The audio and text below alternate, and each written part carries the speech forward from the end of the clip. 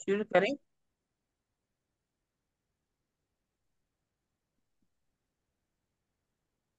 बोलो श्री प्राणनाथ प्यारे की जय। बोलो श्री सतगुरु महाराज की जय।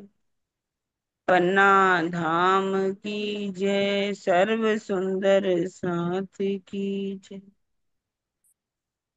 प्रथम लागू दो चरनी को, धनिये न छुड़ायो खिन। लाख तली लालेड़िया, मेरे जीव के यही जीवन। इन पांव तले पड़ी रहूं, धनी नजरी खोलो बातन। पलना वालू निरीखूं नेत्रे, मेरे जीव के यही जीवन। मेरे जीव के यही जीवन। बोलो श्री प्राणनाथ प्यारे की जय। बोलो श्री सतगुरु महाराज की जय। प्रणाम जी, सब सुंदर साथ के चरणों में कोटान कोट प्रणाम जी। अब शुरू कर रहे हैं चितवनी की महिमा। हाँ जी, सनन चल रहा है अपना। अब प्रकरण हम्म। ऊपर। हाँ, कौन सा है ये नहीं पता मेरे को। हाँ, प्रकरण 16। और चौपाई है हमारी 52। खेल देख उम्मत फिरी, भिस्त दे सबन। इत ही बैठे पहुंच ही अपने कायम वतन। इस मायावी खेल को देखकर परमधाम की ब्रह्म सृष्टियां संसार के सभी जीवों को अखंड मुक्ति देंगी और अपने मूल घर परमधाम चली जाएंगी। अपनी परात्म में जागृत होने पर उन्हें ये बोध होगा कि हमने तो यहीं बैठे बैठे ही माया का खेल देखा था। तो इस चौपाई की दूसरी पंक्ति का अर्थ इस प्रकार भी होगा कि जैसे मूल मिलावे में हमारे तन विद्यमान हैं और हम अपनी सुरता के द्वारा इस संसार में आकर खेल को देख रहे हैं, उसी प्रकार हमारे ये स्वाप्निक तन यहीं पड़े रहेंगे और आत्माएं इस नश्वर तनों को छोड़कर अपने अखंड धाम में पहुंच जाएंगी। ना तो वहां का तन यहाँ आया है और ना यहाँ का तन वहां जाएगा।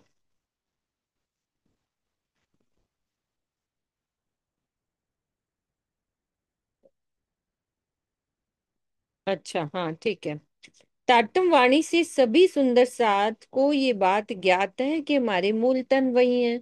हम मात्र अपनी सुरता से आए हैं, किंतु परात्म में जागृत होने पर ये ज्ञान अनुभव जन्य होगा।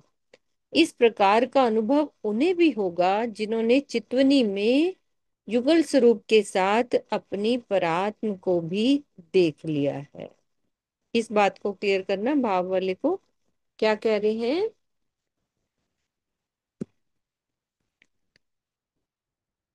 जब जागृत हो जाएंगे तो ये ज्ञान जो है अनुभव जन्य होगा। मतलब क्या होगा,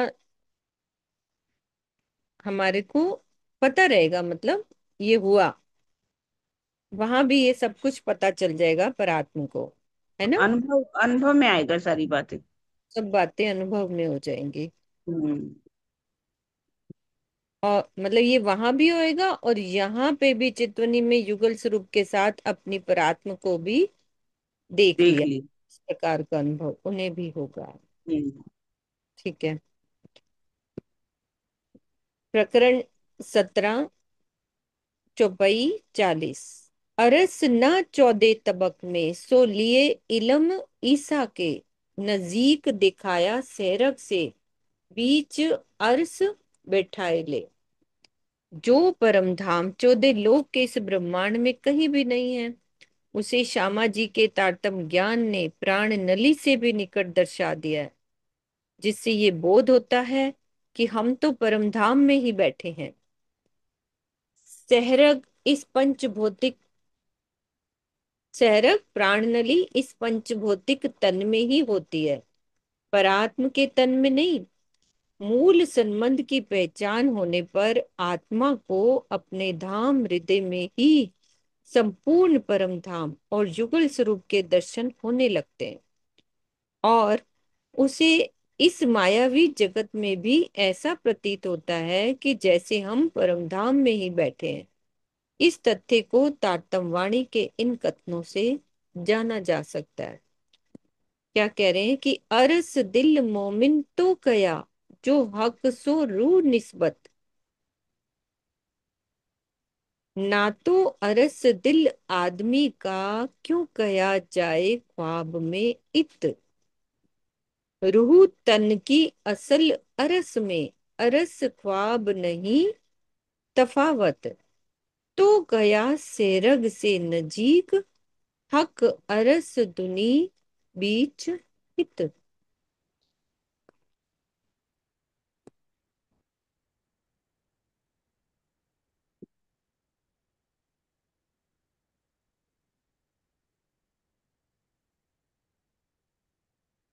अनिल भैया, क्लियर करो, ये चौपाई क्या कह रही है।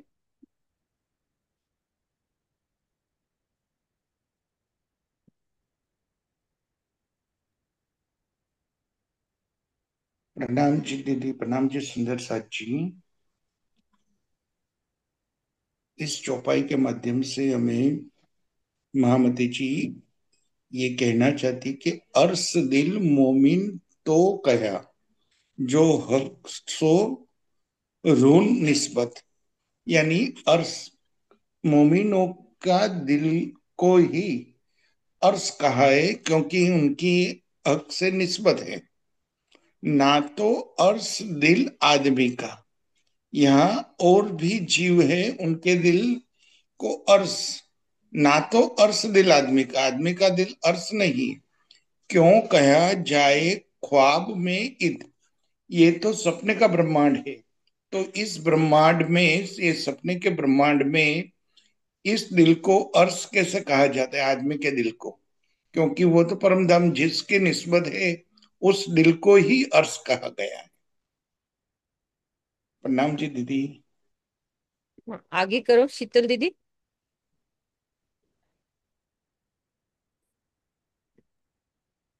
प्रणाम जी।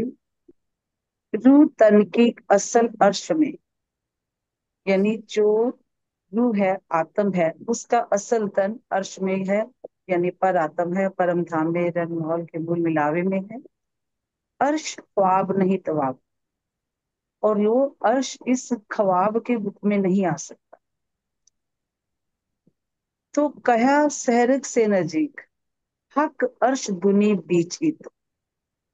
इस दुनिया में ही, इस ब्रह्मांड में ही धनी ने अर्श कर दिया, यहाँ पर बैठे ही रूह के तन को, यानी यहाँ जो रूह जिस जीव पर बैठी है उसके तनों को ही उन्होंने अर्श करके बिठा दिया, और सहरग से नजदीक है। यानी ये धनी का ही वो कह लो हिकमत है कि जबकि उनका असल तन तो परम धाम में है और उसी को ही अर्श कहा गया है, लेकिन इस ख्वाब में, इस मतलब ब्रह्मांड में भी धनी ने सैरक से नजदीक कहकर यहाँ के तनों को भी अर्श कर दिया, यहाँ के भी जीवों को अर्श कर दिया। यही लगता है मुझे, हक अर्श तुनी भी चीज। मतलब दीदी, वो कहने का भाव इनका है कि जो यहाँ के तन को ही सैरग, मतलब हाँ, उससे कहा है ना, पर आत्म के तन को थोड़ी ना कहेंगे सैरग से नजीक, नहीं है ना। ना, तो मूल बिल्कुल। संबंध की पहचान होने पर आत्मा को अपने धाम हृदय में ही संपूर्ण परम धाम और युगल स्वरूप के दर्शन होने लगते हैं। तो वो इसी भाव से ये चुपई है ना, कि उसे इस मायावी जगत में भी ऐसा ही प्रतीत होता है कि जैसे हम परम धाम में बैठे हैं, है ना। जो राजी ने हमारे दिल को अर्श किया है ना, तभी तो हमें महसूस होता है ना कि हमारे राजी कितने नजदीक हैं, है ना। तो गया हमारे दिल में राजी बैठे हैं, तभी ऐसे लगता है ना कि राजी कितने नजदीक हैं। तो गया सेरक से नजदीक। वैसे तो हमारे असल तन तो वहां बैठे हैं, लेकिन इस तन को भी राजी महाराज ने अर्श कर लिया, यही अर्श कर दिया है। ना किरण दीदी, ठीक है ना। हाँ जी, हाँ जी। ठीक है ना। हाँ, आगे चलते हैं अपन। प्रकरण 18। ये खेल तो जरा है नहीं, सब है अरस खसम। बैठे इत ही जागिए, उठो अरस में तुम। इस मायावी ये मायावी खेल तो कुछ है ही नहीं, मात्र स्वप्न मत है। एकमात्र प्रीतम और उनका परम धाम ही शाश्वत है। तो हे साथ जी, आप तारतम वाणी के प्रकाश में चितवनी द्वारा अपने धाम हृदय में युगल स्वरूप की छवि को बसाइए, जिससे कि आप यहाँ बैठे बैठे ही जागृत हो सकें, तथा इस खेल के समाप्त होने के पश्चात अपने मूल तन पर आत्म में भी जागृत हो सके। बैठे इत ही जागिए, उठो अरस में तुम। अरस बाग होज जोए के, करो याद हक के सुख। ज्यों पेड़ झूठे ख्वाब का, उड़ जाए सब दुख। आप परम धाम के बागों, हौज को सर तथा जमुना जी की शोभा एवं प्रीतम श्री राजी के साथ होने वाली लीला के सुखों को याद कीजिए, जिससे ये स्वप्नमयी संसार आपके मन से निकल जाए तथा आपके सभी लौकिक दुख भी समाप्त हो जाए।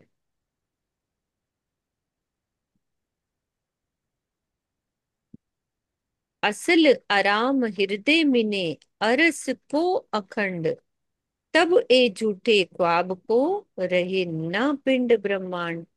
जब आपके हृदय में परम धाम के अखंड और वास्तविक सुखों का अनुभव होने लगेगा, तब आपको अपने इस स्वाप्निक तन और ब्रह्मांड की कोई भी स्मृति नहीं रहेगी। तो ये चित्वनी की गहन अवस्था की बात है, उसमें ही शरीर और संसार की स्मृति नहीं रहती। इसे ही पिंड ब्रह्मांड का ना रहना कहते हैं।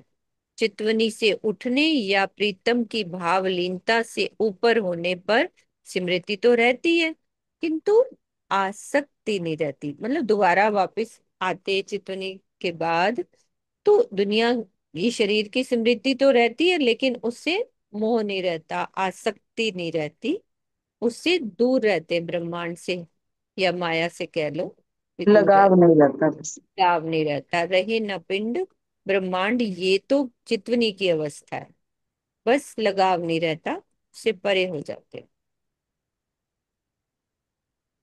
खिलवत ग्रंथ की चौपाई स्टार्ट हो रही है प्रकरण 1 की चितवनी के लिए। ऐसे कायम सुख के जो धनी, किन्विद तई भुलाए। इन दुख में दिखावत ए सुख, हृदय तुम ही चढ़ाए। तो हे धामधनी, आप परम धाम के अखंड सुखों के स्वामी हैं।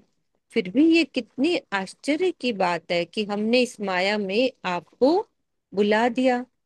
आप अपनी मेहर से इस दुखमय संसार में भी हमें परम धाम के अखंड सुखों की अनुभूति कराते हैं, और हमारी आत्मा के हृदय में, हृदय धाम में अखंड करते हैं। ऐसे सुख अलेखे अखंड, बुलाए दिए माहे खिन्न।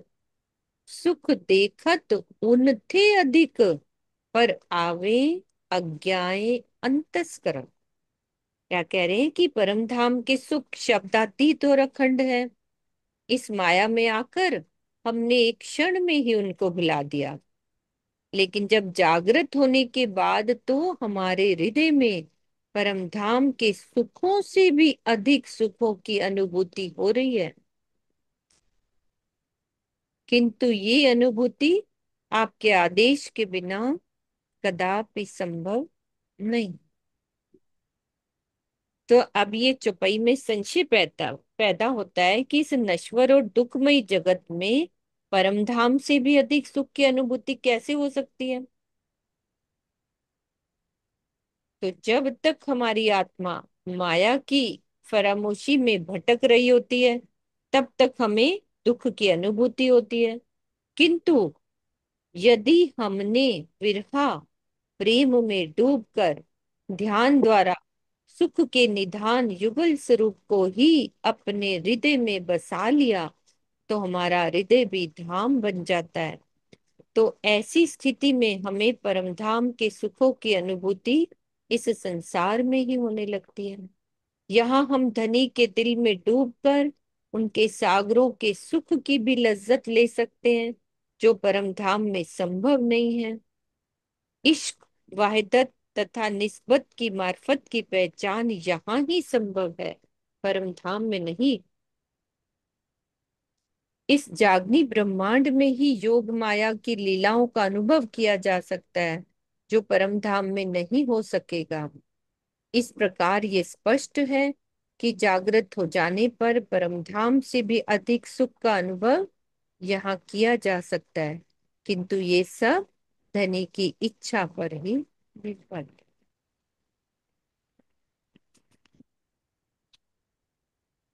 क्लियर है? प्रकरण 3। ए मैं है हक की, ए है हक का नूर, खास गिरो जगाए के पहुंचत हक हजूर। शरीर और संसार से परे होकर मेरी आत्मा अपनी नूरी परात्म का श्रृंगार लेकर खड़ी है। वह स्वयं को उसी रूप में मान रही है। इस प्रकार की अपनी मैं आपने ही दी है। हक की ये मैं ही ब्रह्म सृष्टि और ईश्वरी सृष्टि को जागृत करके धनी के सन्मुख कर रही है ना। अब हक की मैं कब आती है, कैसे हक की मैं आए, तभी हमें पता लगेगा।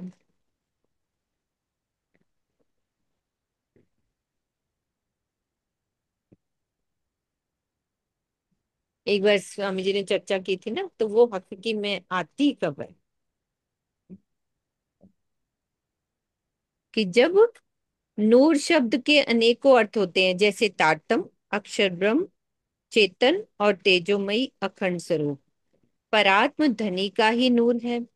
आत्मा जब संसार से परे होकर परात्म को देखने लगे तथा स्वयं को उसके प्रतिबिंब के रूप में अनुभव करे, तो उसे भी हक का नूर कहा जाएगा। दूसरे शब्दों में ये भी कहा जा सकता है कि अंतस्करण आत्म के जब ए रयो समाये, तब आत्म पर आत्म के रहे ना कछु अंतराय।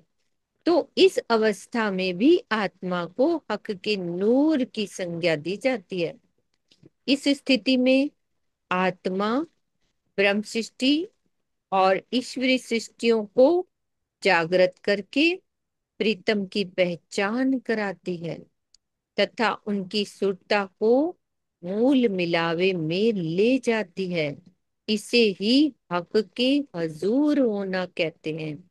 यहाँ पर ये कथन सार्थक होता है, यहाँ पर ही यह कथन सार्थक होता है कि अर्श बका पर सिजदा करावसी इमाम।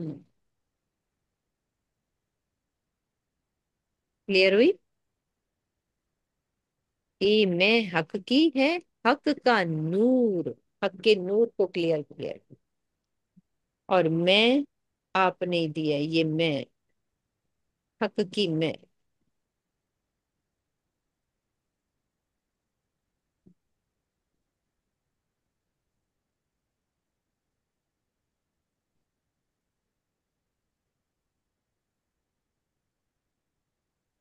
ए मैं इन विद की, सो मैं मरे क्यों कर, पहुंचे पहुंचावे कदमों, जाग जगावे घर। इस प्रकार की हक की मैं को भला, इसी से लिंक है अगली चौपाई 16 नंबर की, कि इस प्रकार की हक की मैं को भला कैसे हटाया जा सकता है। ए मैं इनविद की, सो मैं मरे क्यों कर। इस प्रकार की मैं ही परम धाम में धनी के चरणों में पहुंचती है। पहुंचे पहुंचावे कदमों, फिर क्या कह रहे हैं, तथा अन्य आत्माओं की सुरता को परम धाम में पहुंच जाती है। वो स्वयं निज घर परम पहुंचकर जागृत होती है तथा दूसरों को भी जागृत करती है। जाग जगावे कर। जब आत्मा स्वयं को सांसारिक भावों से हटा लेती है तथा अपने को परात्म का प्रतिबिंब मानकर धनी को रिझाती है, तभी उसकी दृष्टि परम धाम में पहुंचती है। इस संबंध में श्री मुखवाणी का ये कथन देखने योग्य है कि जो मूल स्वरूप है अपने, जाको कहिए परातम, सो परातम लेके विलसिए संग खसम। किंतु उसकी वास्तविक जागृति तभी होगी जब वो अपने धाम हृदय में, मतलब वो कह रहे हैं परातम लेके विलसी संग खसम, लेकिन वास्तविक जागृति कब होगी? कि जब वो अपने धाम हृदय में प्रीतम को बसा लेती है। क्योंकि श्रृंगार ग्रंथ में ये स्पष्ट कहा गया है कि जब हक सूरत दिल में चुभे, जब हक सूरत दिल में चुभे, तब रूह जागी देखो सोए। तब जागी देख होएगी। खाली ये हो ना कि परातम संग लेके विलसी संग खसम, है ना। वो आगे की बात कर रहे हैं, इससे भी आगे की बात कि क्या होगा। श्री मुखवाणी के इन कथनों से स्पष्ट है कि श्री इंद्रावती जी या अन्य किसी भी आत्मा का जागृत होना हक की मैं के बिना संभव नहीं है। तो हक की मैं किसको कहते हैं? परात्म के भावों में भावित होना, ये है हक की मैं। और क्लियर कर सकते हो, करो, तभी क्लियर होगी आगे की बात। कि जब ये रूह सोचने लगे कि मैं धनी की अंगना, मैं परम धाम से आई हूँ, मेरा मूल तन पारात्म है, वो धनी के चरणों में बैठा है, ये होती है हक की मैं। जब हम अपने आप को पूरी तरह बस कहें कि ये मैं धनी की अंगना हूँ, मैं, मेरा मूल तन पारात्म धनी के चरणों में बैठा है, तो ये हक की मैं, इसी को ही कहा गया है।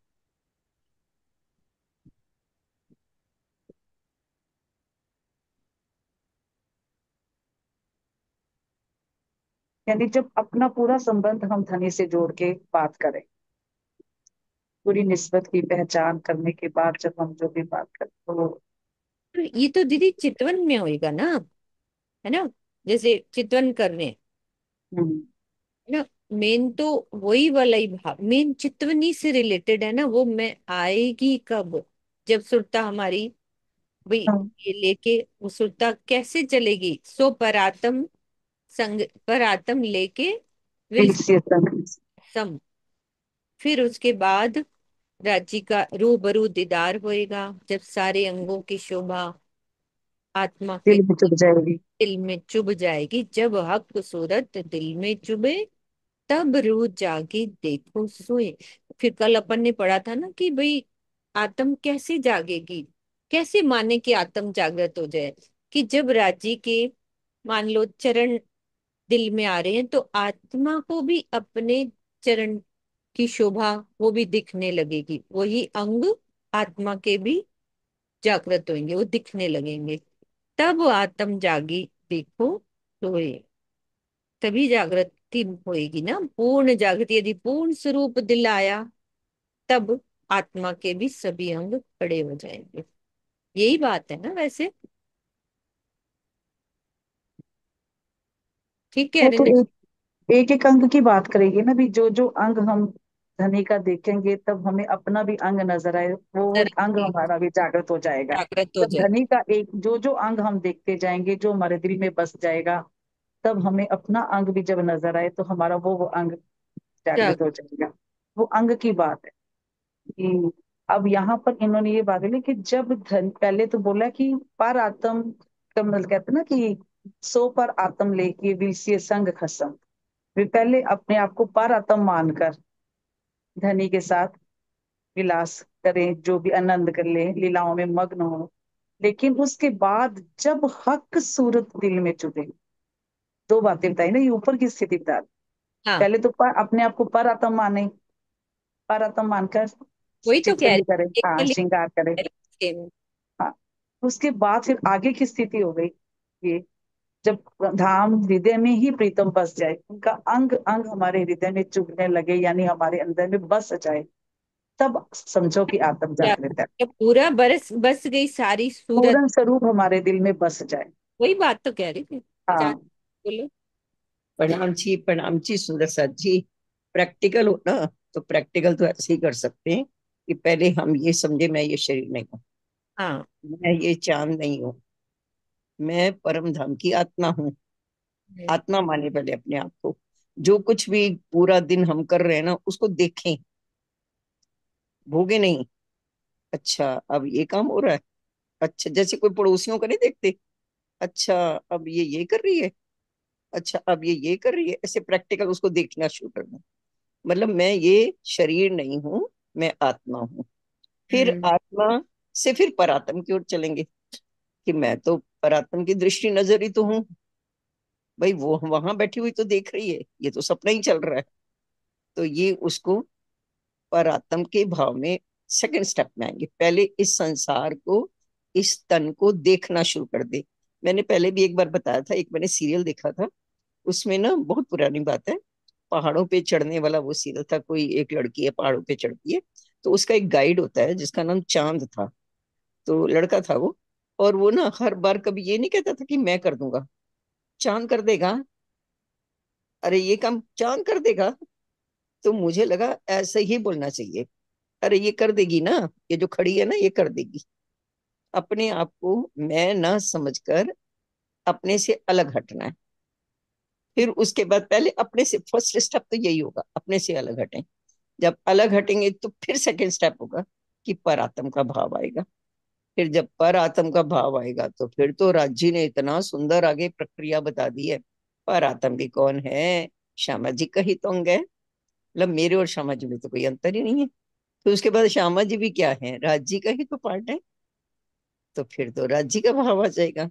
तो वो तो खैर अब अगला प्रोसीजर है, जो काफी हार्ड है, काफी मतलब उसमें मेहनत करनी पड़ेगी वहां तक पहुंचने के लिए। राज्य की मेहर हो तो वो भी हो जाएगा। लेकिन हम्म। फर्स्ट स्टेप तो यही वाला है कि हम ये शरीर नहीं है, मैं ये तन नहीं हूँ। मैं कौन हूँ? मैं आत्मा हूँ। ये शरीर तो मैं नहीं हूँ, इसको देखना शुरू कर दे। और जब देखना शुरू कर देंगे ना, तो वैसे वो बड़े भाव बड़ा सुंदर सा लगता है। बड़ा ऐसे जैसे अम्यूजमेंट होता है ना, मनोरंजन होने लग जाता है। अच्छा, ये कर रही है, अच्छा अब तो ये कर रही है। तो ऐसे देखने में भी बड़ा आनंद आएगा। तो ये ऐसे प्रक्रिया हो सकती है इसकी सरल भाव में तो। बिल्कुल। बहुत अच्छा तरीके से बता दिया। ठीक है। अब प्रकरण 4, खिलवत का। जो मैं मांगू जाग के, और जागे ही में पाऊं, तो कारज सब सिद्ध हो वही, जो फैले नींद उड़ाऊं। यदि मैं धनी के द्वारा कहे हुए वचनों को आचरण में लाकर अपने अंदर की नींद को समाप्त कर लूं, और जागृत होकर धनी से मांगू, तथा जागृत अवस्था में ही उसे पालूं, तो यह निश्चित रूप से कहा जाएगा कि मेरे सभी कार्यों का लक्ष्य पूर्ण हो गया।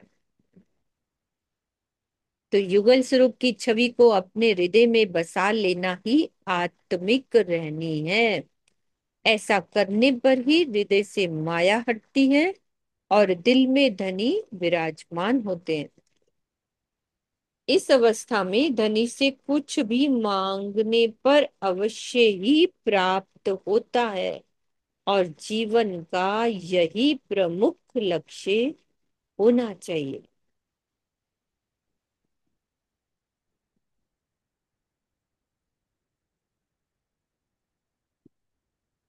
ए जो नींद उड़ाई कौल में, जो कदी फैल में उड़त, तो निस्बत इनकी हक सो आवत अरस लज्जत। ज्ञान के कथन द्वारा जिस प्रकार माया की नींद उड़ाई गई है, यदि आचरण के द्वारा उड़ा दी जाती, तो अपना संबंध अक्षरातीत से जुड़ जाता, और परम धाम का स्वाद आने लगता, यानी अनुभूति होने लगती। श्री मुखवाणी के चिंतन मनन द्वारा ज्ञान दृष्टि से ये मान लेना कि हमारे मूल तन परम धाम में विराजमान है, जिन पर माया के विकारों का कोई भी असर नहीं पड़ सकता, और हमारी आत्मा भी उसी परात्म की सुरता है, जिस पर माया का कोई भी प्रभाव वस्तुतः नहीं पड़ेगा। तो इस प्रकार की स्थिति को क्या कहेंगे? कथनी द्वारा माया की नींद को उड़ाया। जो कि हम बोल रहे हैं उस हिसाब से ज्ञान से, ये कथनी द्वारा। अपनी आत्मिक दृष्टि से अपने मूल तन और युगल स्वरूप का दीदार करके नींद उड़ाना। आचरण द्वारा, ये फैल द्वारा उड़ाना है, नींद समाप्त करना है। तो चौपाई का यह कथन सुंदर साथ के लिए है, महामती जी के लिए नहीं।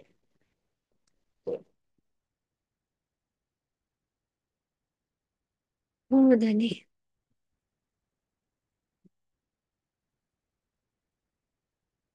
एक पल जात पियो दीदार बिना, बड़ा जो अचरज ए जो मैं है हक की, सो क्यों खड़ी बिछोहा ले। ये बहुत ही आश्चर्य की बात है कि प्रीतम के दीदार के बिना एक एक पल कैसे बीता जा रहा है। मेरे अंदर धनी की मैं आ गई है तथा विरह की अवस्था भी है, किंतु आश्चर्य है कि धनी के बिना इस संसार में मैं क्यों रह रही। तो इस चौपाई में निज स्वरूप की पहचान धनी की मैं ज्ञान दृष्टि द्वारा कही गई है। ज्ञान के द्वारा ही अटूट विश्वास और समर्पण का भाव आता है, जिससे विरह का रस प्रकट होता है। विरह प्रेम में डूबने पर ही अपनी परात्म का साक्षात्कार होता है, जो अपने निज स्वरूप की वास्तविक पहचान है। तो ये सारा रास्ता है देवा।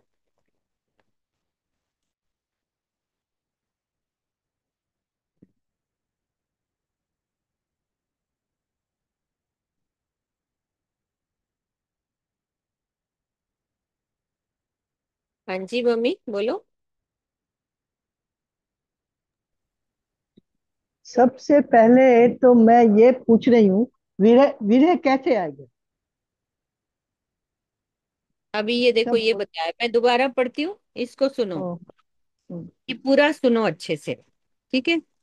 इस चौपाई में निज स्वरूप की पहचान ज्ञान दृष्टि द्वारा कही गई है। फिर जब हम ज्ञान लेते हैं, जो वाणी पढ़ रहे हैं, है ना, हम लोग बैठे हैं वाणी पढ़ते हैं, वाणी से क्या आता है? ईमान आता है और समर्पण का भाव आता है। हमें पता लग गया कि हम राज्य की अंगना है ना। फिर वो भाव भी आता है कि राज्य पे कैसे समर्पण करें, है ना। फिर उससे क्या होता है? जिससे विरह का रस प्रकट होता है। यदि हमारे अंदर समर्पण नहीं है तो विरह कैसे आएगा? विरह का रस प्रकट होता है, उसी से ही होता है। पूर्ण जब विश्वास आ जाए ना, अटूट विश्वास जिसको स्वामी जी कहते हैं, अटूट विश्वास, अटूट समर्पण। अटूट का मतलब कि कुछ रह र- ही प- न गया। सब कुछ आप ही हो, पक्के। हाँ, फिर विरह आएगा कि रांची मैं कैसे रह रही हूँ, मतलब मेरे रांची के दीदार के बिना फिर विरह आएगा ना। अभी हमारा वो स्थिति आती नहीं है ना, तभी तो विरह नहीं आता। दीदी स्वामी जी इसके लिए ना बहुत अच्छा एक उदाहरण देते हैं। हाँ कहते बोलो। हैं कि हाँ, स्वामी जी कहते हैं कि जैसे हम कहीं जा रहे हैं, रास्ते में हमने देखा कोई एक्सीडेंट हुआ पड़ा है, और हम उसको बस ये सोचकर निकल जाते हैं कि हाय बेचारे के साथ क्या हुआ, कैसे हुआ, कैसे उसके टुकड़े टुकड़े हुए पड़े हैं, जो भी उस बॉडी के साथ हुआ। तो हम उसको ऐसा निकल कर चले जाते हैं, ऐसा सोचकर दिल में इतना सा ही भाव आता है। लेकिन जैसे ही आप आगे जाते हैं, आगे जाकर पता चले कि ये हमारा कोई अपना था, तो हम जब वापिस आएंगे उसी बॉडी के सामने बैठकर फूट फूट कर रोएंगे। तो परिवर्तन क्या हुआ? क्या परिवर्तन हुआ? सिर्फ संबंध की पहचान हुई कि उसके साथ हमारा संबंध क्या था। जब हमें ये पता चला था कि ये हमारा ही कोई संबंधी है, तब हम उसके लिए रोते हैं। तो स्वामी जी यही कहते हैं कि जब हमें अपने संबंध की पहचान होगी कि मैं प्रियतम की अंगना हूँ, मैं परम धाम से आई हूँ, ये मेरे धनी है, जब हमें पूर्ण पहचान हो जाएगी तभी हम विरह करेंगे, तभी विरह होगा। तो ये बड़ा अच्छा कई बार मुझे एग्जाम्पल लगता है कि संबंध बदला सिर्फ, और तो कुछ नहीं बदला। क्यों रोना आया, तब उसको किसी ने कहा थोड़ी कि रो,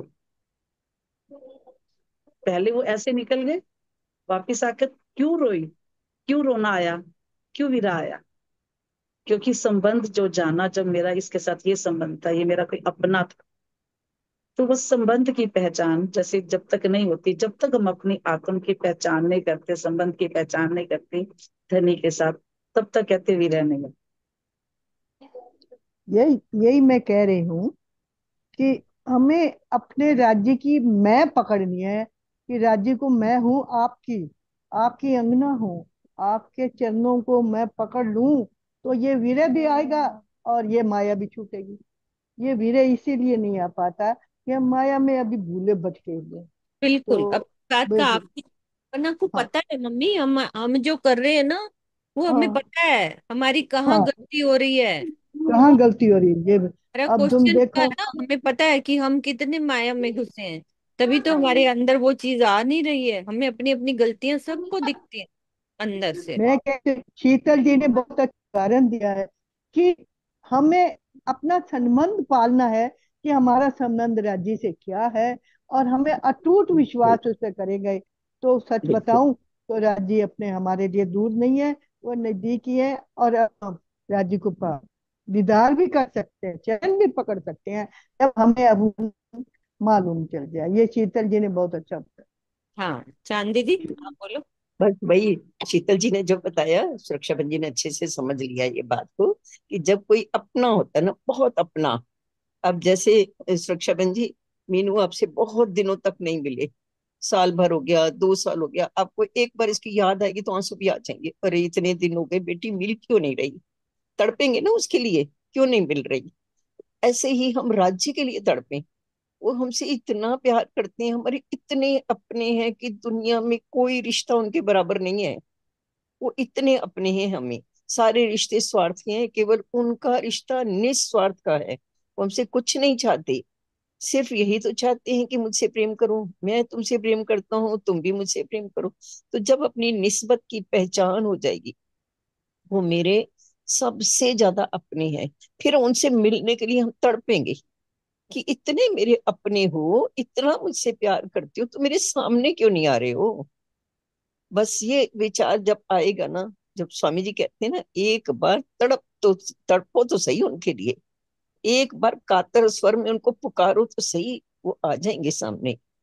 हालांकि सभी के ही अभी नहीं आते, मेरे तो बिल्कुल नहीं आते। नहीं, पर ये तो हम वाणी कहते की यही बात है, कर रही है ना, ज्ञान कहते के वाणी में यही कहते हैं, तभी लिए। उनके लिए विरह आएगा, जब हम उन्हें अपना समझेंगे। क्योंकि अभी हमें अपनी निस्बत पे ना यकीन नहीं है पूरा। हम कहते तो हैं, लेकिन अभी अटूट विश्वास नहीं है। जब अटूट विश्वास आ जाएगा तो उनके लिए तड़पेंगे कि वो हमें मिले। बिल्कुल। अपन सुबह पढ़ नहीं रहे थे चांद दीदी कि जो हम्म आदि नारायण को नहीं पता, है ना, हम्म राजी महाराज हमें कितना प्यार करते हैं, मतलब कितना कुछ हमें दे दिया। हम ये चीजें याद नहीं रखते ना, 1 मिनट में भूल जाते हैं, तभी तो विरह नहीं आता हमें कि राजी ने हमें क्या दिया है। हम किस लायक हमें राजी ने बना दिया, अपने प्यार के लायक बना दिया राजी ने, कि वो हमसे कितनी प्यार कर रहे हैं राजी। कितनी सुंदर बातें सुबह उन्होंने बताई थी, कितनी सुंदर बातें, कि मतलब इतना फायदा ही फायदा है, लाभ ही लाभ है राज्य की तरफ चलने में, और दुनिया की तरफ जाने में हानि ही हानि है, नुकसान ही नुकसान है।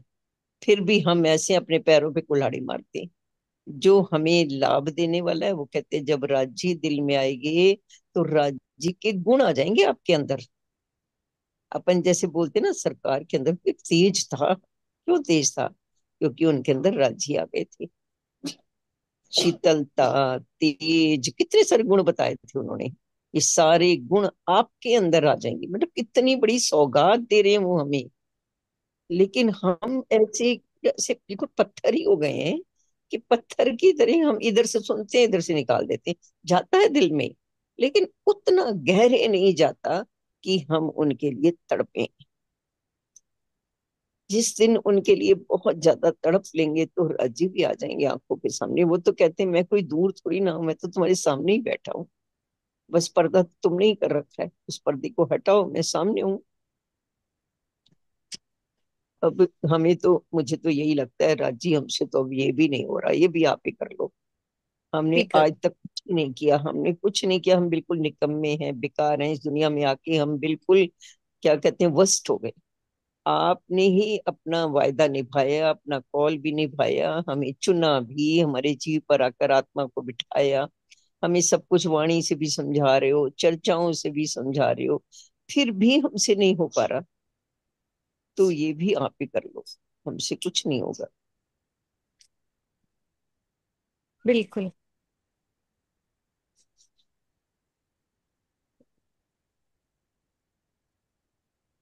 शबनो शब्द सुनाए के दिल दीदे दीदार, अनेक हक मेहरबानगी, सो कहाँ लो कहूँ सुमार। हे धनी, आपने मेरे कानों में ब्रह्मवाणी के अमृतमयी शब्द उड़ेल दिए, और अपने दिल के नेत्रों से मैंने आपका दीदार भी कर लिया। आपने इसी प्रकार की इतनी मेहर बरसाई जिसकी कोई भी सीमा नहीं, उसे मैं अपने शब्दों में कहाँ तक कह सकती हूँ। तो सदगुरु धनी श्री देवचंद्र जी के तन से श्री राज जी ने श्री महाराज जी को ब्रह्म ज्ञान रूपी अमृत का रसपान कराया, यानी कानों से। ठीक है, यहाँ यही बात दर्शाई गई है। श्री इंद्रावती जी ने अपने प्राण वल्लभ का हावसे के अंदर दर्शन किया, जिसे दिल की आंखों से देखना कहा गया है। दिल दीदे दीदार, है ना। वस्तुतः दिल ही आत्मा का चक्षु है, जिससे प्रीतम का दर्शन किया जाता है। यद्यपि जीव का दिल त्रिगुणात्मक होता है, उससे ब्रह्म का दर्शन कदापि संभव नहीं होता, किंतु आत्मा का दिल जीव के दिल से पूर्णतः भिन्न होता है।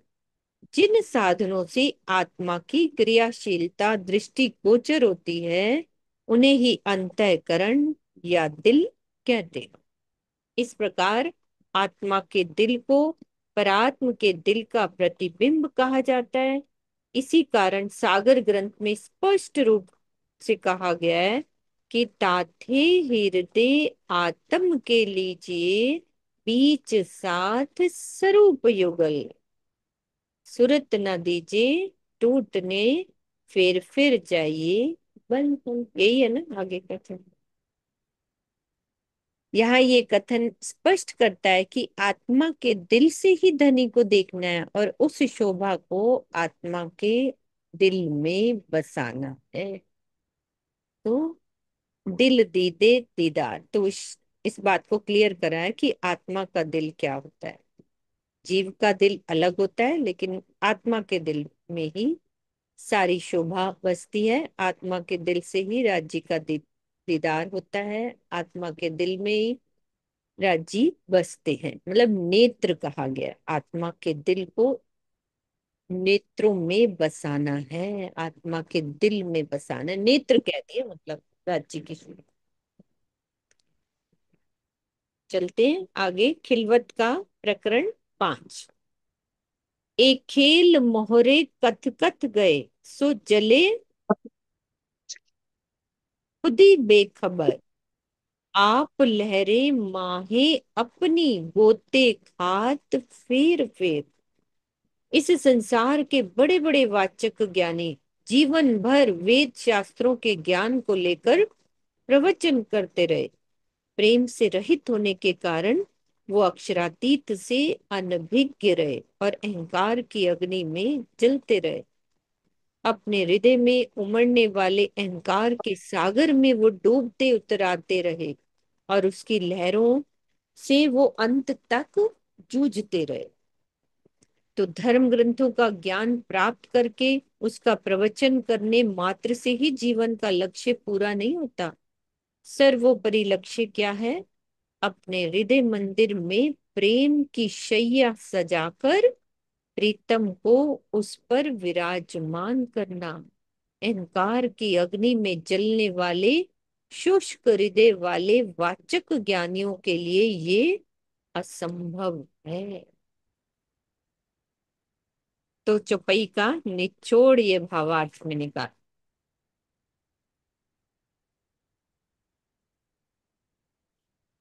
मैं इन गिरोह की काढ़े एक धाम धनी, ए मरे पेड़ से हुक्मे ले साहेब के कलाम।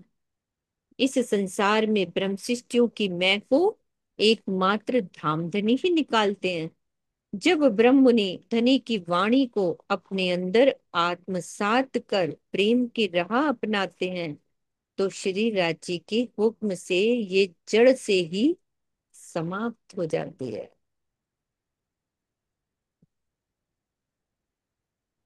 ब्रह्मवाणी के ज्ञान से जब धनी की पहचान करके उन्हें अपने दिल में बसाया जाता है, तो मैं का पर्दा जड़ मूल से ही समाप्त हो जाता है। मात्र ज्ञान के द्वारा तो अहम थोड़े समय के लिए हट सकता है। खाली ज्ञान के द्वारा तो थोड़े समय के लिए ऐसा लगेगा कि हमारी मैं खत्म हो गई है, लेकिन जब धनी को दिल में बसाएंगे तो हमारी मैं जड़ मूल से ही समाप्त हो जाएगी। फिर राज्य बस जाएंगे ना दिल में, फिर ये वाली मैं कहाँ है।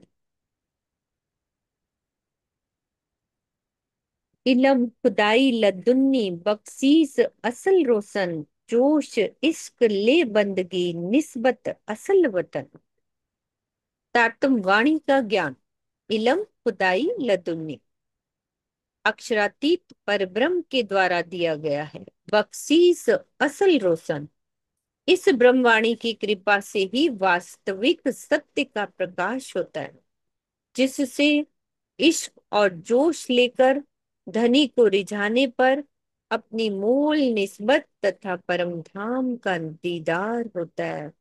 जोश इश्क ले बंदगी निस्बत असल वतन। अटल विश्वास तथा विरह के द्वारा, ये मेन बात है। अटल विश्वास तथा विरह के द्वारा धनी का जोश प्राप्त होता है।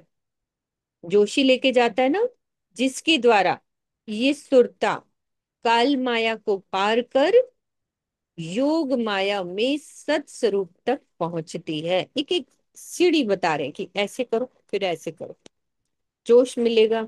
फिर उसके बाद हमारी सुरता सत स्वरूप तक पहुंचेगी। फिर उसके बाद इश्क अनन्य प्रेम का मार्ग है। इसके आगे का इश्क का मार्ग है, जिस पर चलकर पराग परम धाम के 25 पक्षों एवं युगल स्वरूप की शोभा में आत्मा विहार करती है। निस्बत के स्वरूप परात्म की तन है, जो धनी के चरणों में बैठे हैं। किंतु निस्बत की मार्फत के स्वरूप श्री राज्य हैं। तो इस चौपाई के चौथे चरण में कथित निस्बत की पहचान का यही भाव है। निस्बत असल वतन। बहुत ही प्यारी चौपाई। इलम खुदाई लदुन्नी बख्शीस असल रोशन, जोश इश्क ले बंदगी निस्बत असल वतन।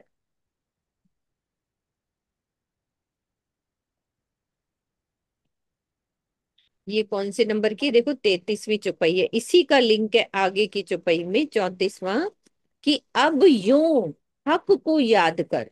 अब यूं, जैसा बताया है ना ये, अब यूं हक को याद कर ले हुक्म सिर चढ़ाए। ए हक बिना मैं दुनिया की सो सब मैं दूं उड़ाए। तो हे मेरी आत्मा, अब तू अपने प्रीतम के आदेश को शिरोधार्य करके प्रेम की राह अपना। अब ये जो बताया ना, ऐसा करें हम और अपने धाम हृदय में उनको बसाएं।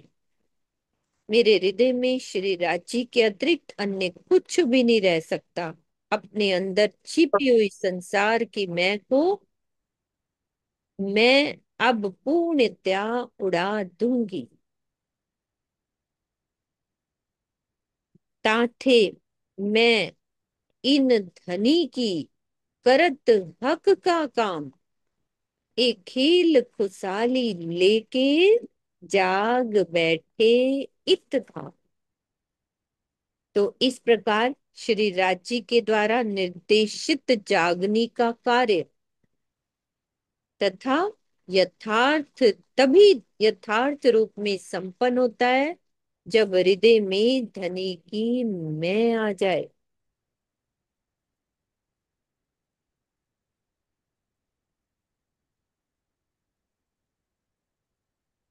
तभी इस खेल का आनंद भी लिया जा सकता है और यहीं बैठे बैठे परम धाम में जागृत होने जैसी आनंद की अनुभूति भी की जा सकती है। यदि ये सब पूरा एक प्रोसेस बता दिया, ऐसे ऐसे ऐसे, तो इस चौपाई के चौथे चरण से ऐसा प्रतीत होता है जैसे यहाँ परम धाम में जागृत होने की बात कही गई है।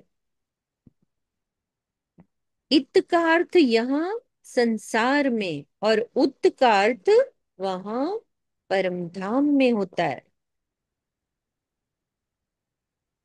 जाग बैठे इत धाम, है ना।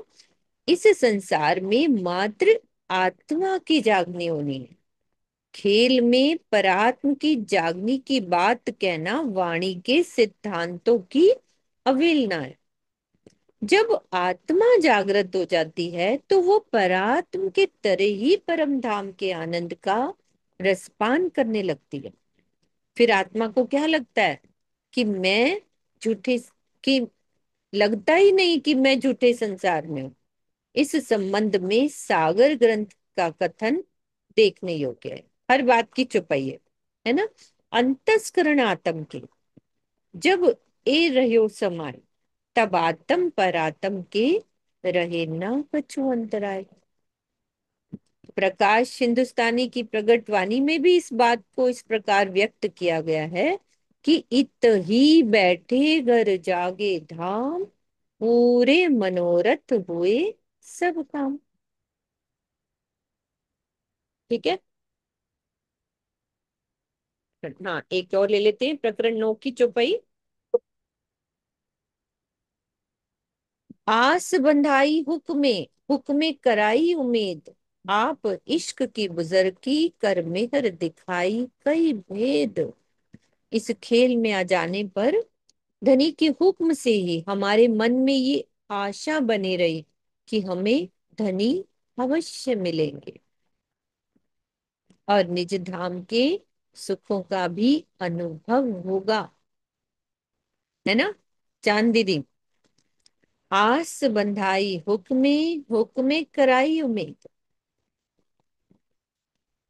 धनी ने अपने हुक्म द्वारा ब्रह्मवाणी देकर हमारी आत्मिक इच्छाओं को पूर्ण किया।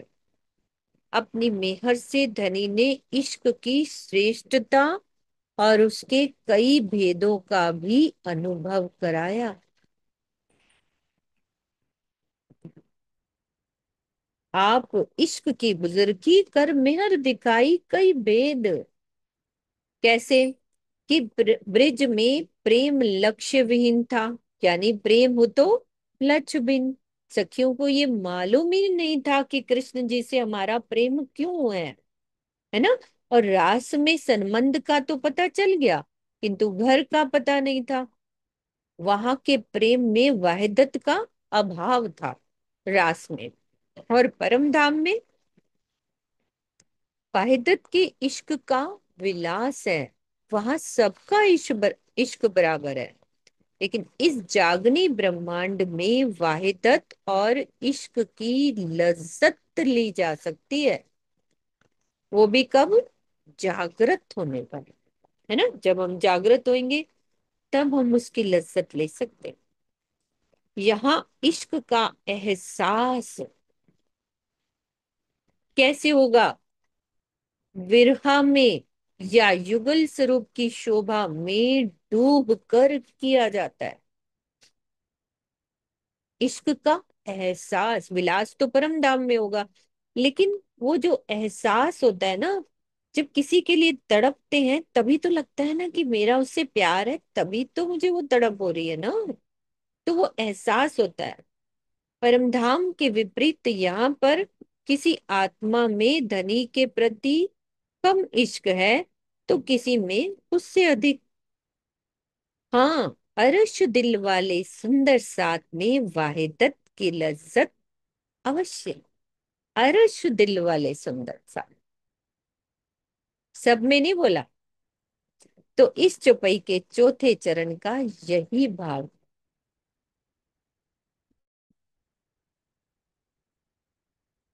कितनी प्यारी बात, भावार्थ में एक एक चीज क्लियर कर। ठीक है सुंदर सा जी, ये क्लियर है ना ये वाली बात सारी। चौपाई दोहराते हैं अपन।